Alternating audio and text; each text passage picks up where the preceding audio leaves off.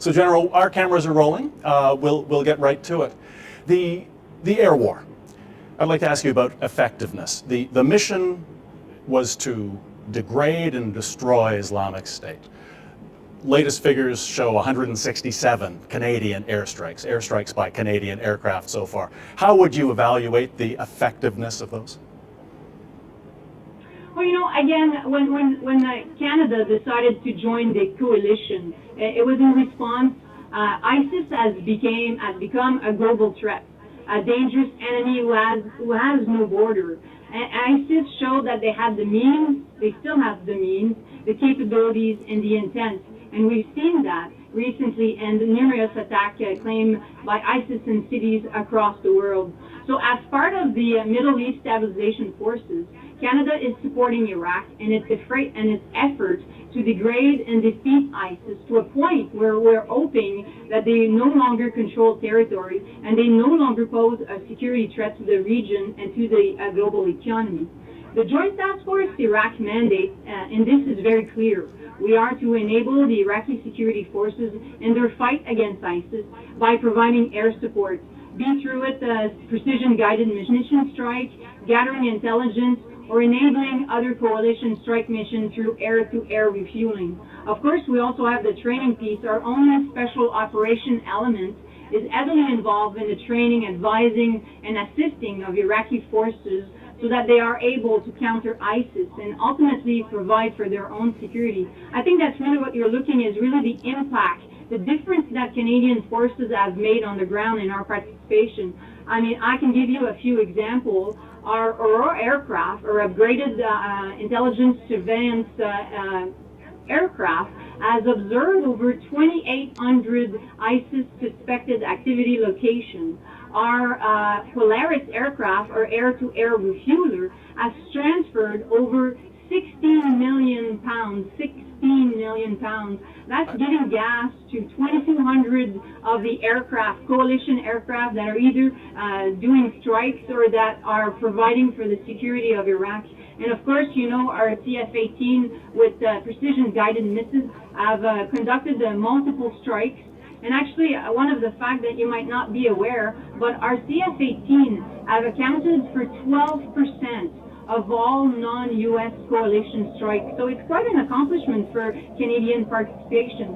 So General, over time, we're looking at the cumulative effect of all these Canadian involvement to effectively defeat ISIS and enable the Iraqi government to provide leadership and stability for a long-term solution. In doing our research for this, we have spoken to many people who know the region, very senior military people in both Canada and the U.S.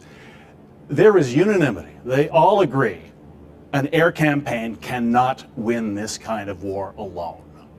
How do you respond to that? Well, again, it's two parts. The air campaign is here, and what we're doing is to degrade ISIS.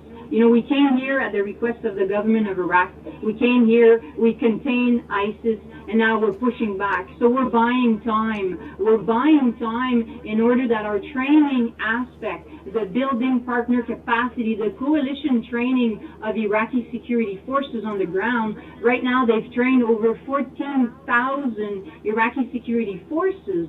Now the Iraqi security forces are better equipped, they're better trained, they're more professional.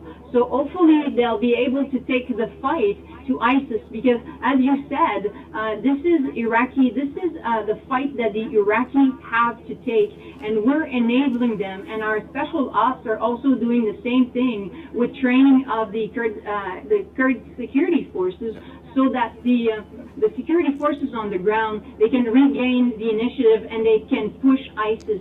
But the air war right now is buying time and attriting ISIS to enable the training and the professionalism of the soldiers to take the fight to ISIS. How important in an air campaign is the issue of civilian casualties? Again, we are here at the request of the government of Iraq. And the safety of the Iraqi population is extremely important to us.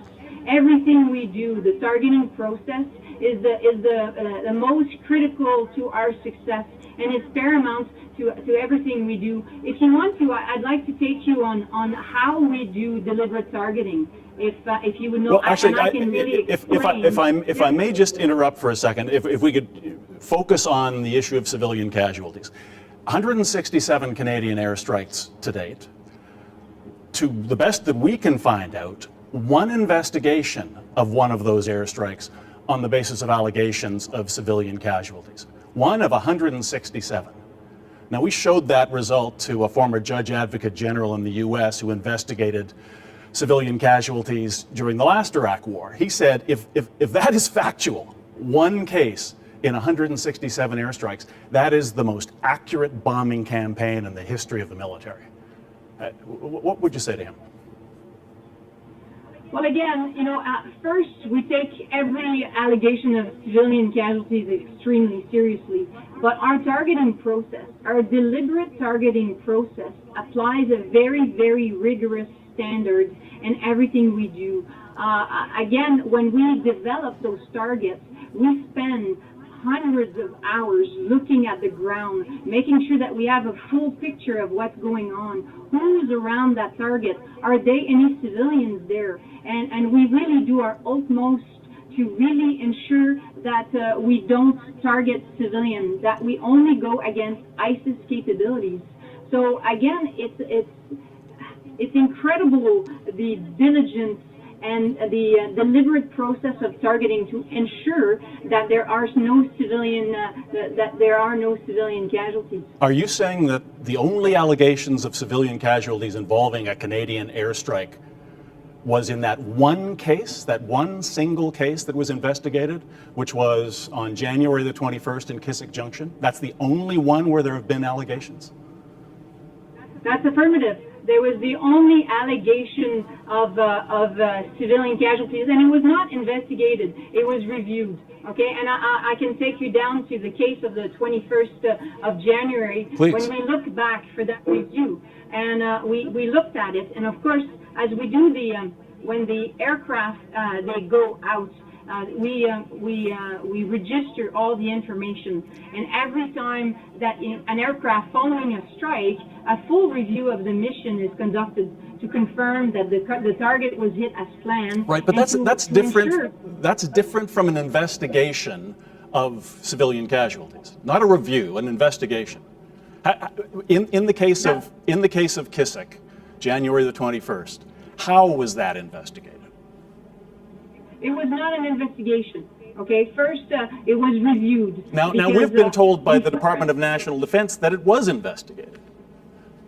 It was not an investigation. It's two different processes.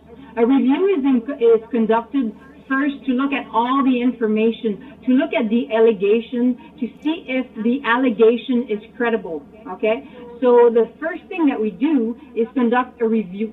And a review was conducted on that the 21st of January. A review was conducted by Canada, and a review was also conducted by the coalition. We reviewed all the information from the strike. We reviewed all the information from other motion video that we had. And again, we ensure that the target that was struck was, again, in accordance with the principle of targeting. It's a question of necessity. It's a question of proportionality, and it's also a question of humanity. We looked at all those cases. We looked at the target. It was a legitimate military target. We also were able, with the amount of data that we had, to ensure ourselves that there was no civilian casualties, no civilian presence around the target. We had video of almost 2 weeks of coverage of that compound. So we had seen who came in and out of that ISIS compound, and there were no civilians. So when our own forces, the Peshmerga that we support, came under fire from a sniper on the roof, then came the call for help, and our CF-18 went in and struck the target. But again, let me reassure you that I can't stress enough that we do our utmost to ensure that there are no civilian casualties. And go back to your question, I'm not aware of any additional allegation of civilian casualties involving our Canadian airstrike. And to the best of my knowledge, we have had no confirmation, zero confirmation of any civilian casualty to date in Canadian combat operation in Iraq or in Syria. Now, in the case of Kisik, the original allegations came from a Peshmerga soldier passed on by a coalition special forces operator. Did you speak to both of them? No, we did not speak. The allegation, again, it was a second-hand report that was passed to the American security, I believe the American soft element, who brought it to the coalition headquarters, okay, which they advised us that they had heard that. So the coalition, they did a review. Canada did a review, and both sides concluded that there was no evidence of civilian casualties or disproportionate collateral damage. Now, we have spoken to the hospital in that area, the closest hospital. They acknowledged they had a group of casualties that day with what were blast injuries, which would have been appropriate to the bombing of a facility like that. Did you speak to anyone in the vicinity to find out if there were reports of people being killed or wounded? No, we did not speak. Again, when a review is conducted, we just look at our own platform. The coalition, CENTCOM, also went back and talked to other government, American government institutions. We talked to, of course, our Iraqi security forces, and they did not report anything. I'm just going to, even went back when we did our review, and we also look at ISIS, because ISIS is very, very computer savvy. They're good at taking an opportunity and making it very big. We looked at ISIS Facebook around the date of the 21st, and we couldn't even see them taking the opportunity to make this big incident. So it's another collaborative process that leads us to really believe that there was no civilian casualties. There's one thing also that I want to point out that's really important to understand, is that the law of armed conflict, okay, our duties as commander is to ensure that we minimize civilian loss, that we minimize collateral damage, and we're doing that every day in our deliberate targeting process to go above and beyond. I mean, again, when we review those tapes, when we look at everything, take all the information, it is not an obligation. We want to ensure that we do our best. I mean, we are here, again, at the government of Iraq, and the population of Iraq is extremely important. We do those reviews because we care. Let me ask you about another incident. December 21st, Fallujah, airstrikes by Australian and Canadian aircraft. Had you done an investigation of allegations of civilian casualties in that instance? Again, I'll go back. The only allegation of any civilian casualties with Canadian operation, Canadian CF-18, is on the 21st of January. We are not aware of any additional allegation of, and we have not done any reviews other than that one review for the 21st of January. Well, that case on December 21st was part of an investigation by CENTCOM. It was a document that we obtained through Freedom of Information not long ago, and it involved Australian and Canadian jets, and the allegations were that it was an ISIS IED factory, an explosives device factory, and that there were in fact civilian casualties. Now that is an event that's documented on the DND website as involving Canadian aircraft. Well, again, I'll go back to, other than the incident on the 21st of January, I'm not aware of any other allegation of civilian casualties. Another area we'd like to look at is transparency. This is, I think, the first Canadian war since the Second World War, with no journalists present to report what's going on. Why is that? Well, do you mean on the ground with the Canadian forces? I mean, if you go back through Afghanistan, of course, Kosovo, Desert Storm, Korea, World War II, there were correspondents there who had access to the forward troops, who could report on what was happening firsthand. That's not the case here. Why? Well, I can tell you that we don't control access to the flight line. We don't control the access to the operation line in where our special ops member that's controlled by the local government. So it's not that something that D&D could give you access, because it's not in our authority to give you access. Now, what I can bring up is the access to the soldiers, the special ops soldiers, and the same thing for the members of our joint task force here. We've restricted the access to the media, not because of transparency. We're not doing it because we want to. We're doing it because we have to. It's a question of security. Right now, again, we go back to ISIS. ISIS is extremely savvy. We saw that with the incidents with the Americans, where some of their people were found online and they were sent email. So we have to ensure that our own members are protected. The force protection of those members are very, very dear to my heart. It's my responsibility. But on top of protecting the members, we also have to protect their family. And I'm just going to give you an example. We don't only do that for the media, but we also do it for us, because our own members here are not allowed to post anything on their Facebook, any social medias, anything that associates them to Impact, to the operational in theater. They're not allowed to do that because of security, for their own protection and the protection of their family. We well understand the need for anonymity for Special Forces operators. But that being said, there are ways to cover training missions that don't involve identifying individuals. You say it's not up to you or DND or the Canadian military to grant us access. In fact, up in Sector 7 in northern Iraq, we were granted access, great access, by the Peshmerga. They did interviews, they took us up to the front, they showed us their operations room. It was only when we came back to ask for access to the Canadians that we were told no. So on one hand, the Kurdish forces are only too happy to have us. On the other hand, the Canadians aren't.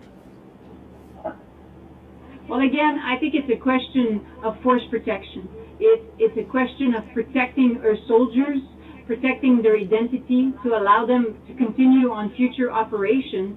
And again, we look at ISIS and their capability to take advantage of that information to target themselves, but target their family. We had an incident of a member who was is actually his wife, was contacted via email, actually by phone, to tell them that their husband was hurt and they needed money. So it's a question of access, protection. We really need to ensure our members are protected and their family also are protected. Yeah, the fundamental question seems to be that aspects of the war appear to be almost hidden for some reason, and the consequence is that Canadians cannot see the war that's being fought in our name. Do you believe Canadians have a right to know what's going on when people are being killed and killing for Canada? Well, I think, again, it's a balance. Transparency and ensuring that Canadians know against the security and the security of our members and the security of our family. I mean, Air War came up and really came forward and said that Canada was the best country at transparency, at letting everyone know what was going on. So we'll have to continue in that and really balance the security and the transparency. And I believe that I only have a minute left because I need to go in a few minutes. So I understand. Just a quick anecdote. We were at the front during a mortar attack week before last. we were about 20 meters away from the mortar shell that exploded, killing one Peshmerga, injuring 3. We went back with them to their base, and in fact they went across the street to the Canadian base, where the Canadians tried to save their lives. We were asked to leave. We had arguably been almost killed. We'd gone back. We could have shown Canadians their forces saving lives, and we were told to leave. It just seems like a wasted opportunity to me. Well, you're right, but you were there. You saw it. So now it's your responsibility to really tell Canadians what you saw. I mean, the PESH forces, the RCQ, our special ops, are doing a fabulous job at training and advise and assist the Peshmerga forces. You saw it in theater. So now I would ask you, take that news and tell Canadians what we're doing on the ground, the difference that we're making for the population of Iraq and our fight against ISIS. That's really all I can ask you to do, because you were there and you saw it firsthand. General Bourgon, thank you so much for doing this. We appreciate it. Thank you very much.